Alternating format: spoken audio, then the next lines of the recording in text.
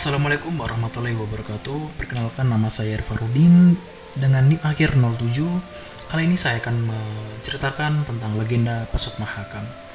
Penasaran bagaimana ceritanya? Langsung saja simak video berikut ini. Mahakam adalah salah satu sungai besar yang berada di Pulau Kalimantan. Di sungai yang panjang dan lebar ini banyak dihuni oleh bermacam makhluk hidup, mulai dari tumbuhan hingga berbagai jenis binatang. Salah satu binatang penghuninya adalah Pesut Mahakam, sejenis mamalia air berbentuk seperti lumba-lumba dan bernafas melalui paru-paru. Konon, menurut kepercayaan penduduk sekitar sungai, pesut bukanlah sembarang binatang, melainkan jelmaan dari manusia. Bagaimana hal ini bisa terjadi? Mari kita simak cerita berikut ini. Pada zaman dulu kala, hiduplah seorang ayah yang tinggal di sebuah desa kecil yang terletak di Muara Muntai di Kalimantan Timur. Ayah tersebut tinggal bersama kedua anaknya, sedangkan istrinya sudah lama meninggal karena sakit. Ayahnya adalah sosok yang bertanggung jawab. Setiap hari dia pergi ke hutan mencari kayu bakar dan menjualnya ke pasar. Selain bekerja mencari nafkah, sang ayah juga harus memasak untuk kedua anaknya yang masih kecil. Sang ayah itu juga melakukan semuanya sendiri. Semua pekerjaan di rumah termasuk membersihkan rumah dan pakaian. Bekerja mencari nafkah sekaligus mengerjakan pekerjaan rumah membuat dia sangat kelelahan. Sang ayah kemudian berpikir untuk menikah lagi, agar ada yang mau membantu dirinya mengurus rumah dan anak-anaknya. Sang ayah kemudian memutuskan untuk menikah lagi dengan seorang perempuan yang sangat baik hati. Ibu tiri itu awalnya sangat menyayangi anak-anaknya. Setiap hari ibu tiri memaksakan makanan untuk anak-anak. Anak-anak ayah terlihat sangat bahagia dengan kehadiran ibu tiri mereka. Dengan adanya ibu tiri, bagi anak-anak itu, sang ayah mencari kayu bakar semakin jauh ke dalam hutan. Sang ayah tidak merasa khawatir lagi dengan anak-anaknya. Kadang dia bermalam di hutan karena sudah terlalu jauh masuk ke dalam hutan. Sang ayah bekerja semakin keras untuk menafkahi keluarganya. Namun, tanpa sepengetahuannya, sang istri memperlakukan anak-anaknya dengan tidak baik. Bahkan ibu tiri menyuruh anak-anak mengerjakan pekerjaan orang dewasa. "Hai, dasar kalian anak pemalas, kerjanya cuma makan tidur saja. Cepat ambilkan air di sungai," kata ibu tiri kepada anak-anak. Anak-anak tersebut dengan penuh rasa takut mengambil air di sungai.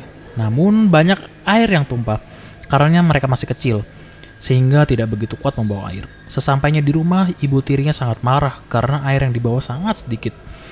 "Aduh, kenapa kalian hanya membawa air yang sedikit?" ucap ibu tirinya. "Ampun bu, kami tidak kuat mengangkat air, sehingga banyak yang tumpah," jawab anak-anak. Ibu tirinya pun menjawab, "Dasar kalian pemalas, jangan banyak alasan."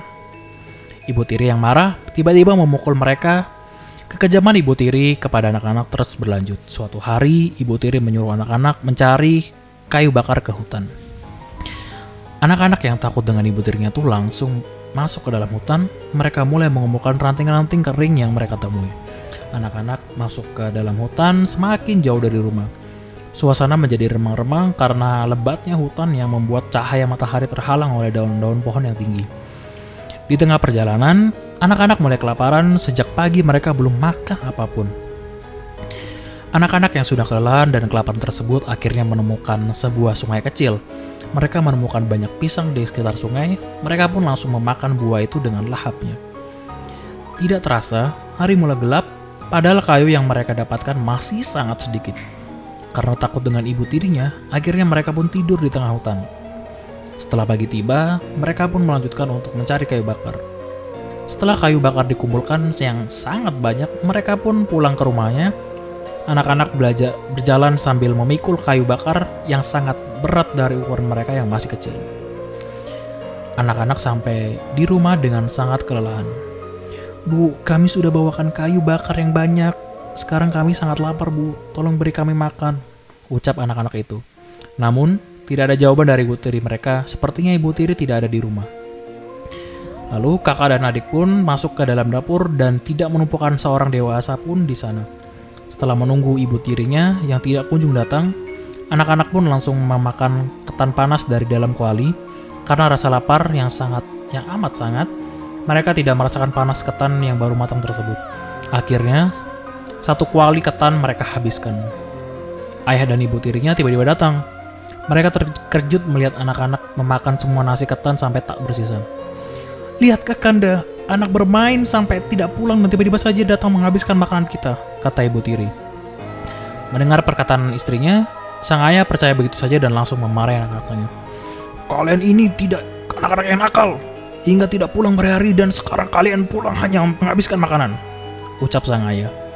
Sang ayah yang selama ini percaya begitu saja terhadap ucapan istrinya terus memarahi anak-anaknya. Kalian ini memang orang-orang yang tidak tahu diri ya. Makanan dengan rakus, kalian ini anak manusia atau anak ikan, ucap ayah sekali lagi. Saat ayah memarahi anak-anaknya dengan menyebutkan nama ikan, petir pun mulai menyambar. Setelah mendengar suara petir, tiba-tiba anak-anak merasakan kepanasan. Ayah dan istrinya pun sangat terkejut. Aduh, panas sekali, kata anak-anak. Perlahan-lahan tubuh anak-anak berubah menjadi hitam. Anak-anak yang kepanasan dan tubuhnya menghitam segera berlari menuju sungai dan masuk ke dalamnya. Tidak lama kemudian, tubuh anak-anak berubah menjadi ikan. Sang ayah pun hanya bisa menangis melihat anak-anak berubah menjadi ikan. Anak-anak yang berubah menjadi ikan tersebut melihat sedih ke arah ayahnya, seolah-olah mengucapkan selamat tinggal. 2 ekor ikan yang berwarna hitam tersebut kemudian berenang ke tengah sungai Mahakam dan tidak terlihat lagi. Dua anak kecil tersebut menjadi ikannya sungai Mahakam. Baik, mungkin itu adalah sedikit cerita dari legenda Pesut Mahakam.